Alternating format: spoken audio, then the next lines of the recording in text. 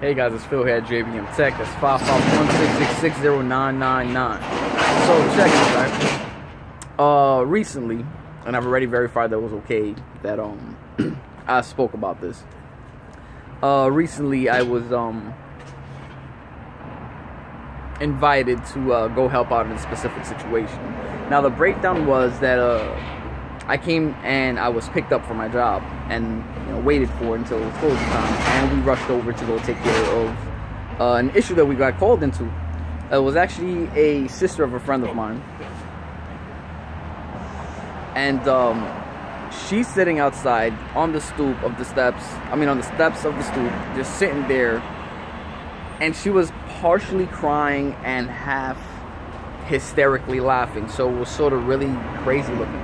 So there's a circle of guys and maybe some other, family members and maybe a couple of uncles and 2 or 3 female cousins, just a slew of people standing around a beat up Honda Civic.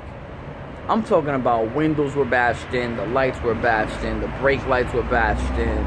The only thing that they did not damage on this car, and for some reason I still can't understand, was the tires. They did not slash the tires.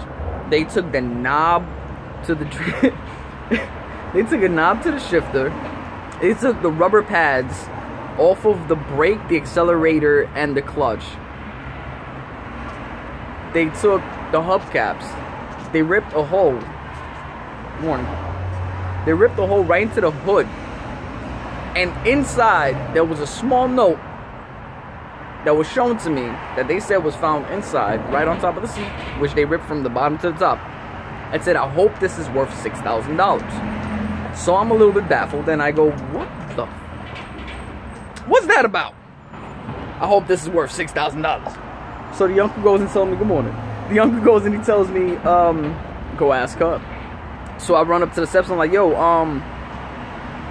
what's this about? I hope this is worth $6,000. She goes and she tells me,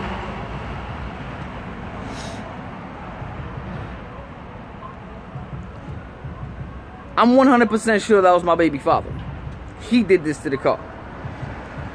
Ever since we got divorced, I haven't messed with him about child support. And now all of a sudden, because my lawyer said it was the best thing for me to do, I put him in for child support because I can't pay the rent here no more. So as soon as I put him into child support, he said that he had some checks that bounced and all this other stuff, and his bank hit him with an overdraft for multiple auto payments that he had that was extended into the payment of about $6,000. So she's sitting there laughing, and I'm like, why aren't we wilding the hell out? She goes, it's alright. The idiot forgot that the car is still in his name. The lease, the insurance, the title, the registration, all the paperwork. I'm on none of it. He just cost himself, hey, how much? That's about $12,000 worth of damage. So, to continue, I go over there and now we're laughing. We get ourselves some illicit beverages, and we sit there outside just standing around like King of the Hill looking assholes, laughing and pointing at shit and just estimating how much damage it would be if we didn't go to a junkyard that has, like, pull your own parts, and we actually were to get the parts ourselves. Somebody goes, hey, let's go deliver it. I thought it was an amazing idea to yell out, where is the closest Office Max or Staples? This guy goes, I know where there's a Costco, and I know where there's a Home Depot. So we get into this Ford Excursion, and right behind us, coming like a bat out of hell, is this church van. I get right back out of the Excursion. I look back. I'm like, who is this? And it just happens to be homegirl's little brother. Jumped in, ran up the block because he has the keys to the church van. And we just jump in, and there's like at least 17 of us.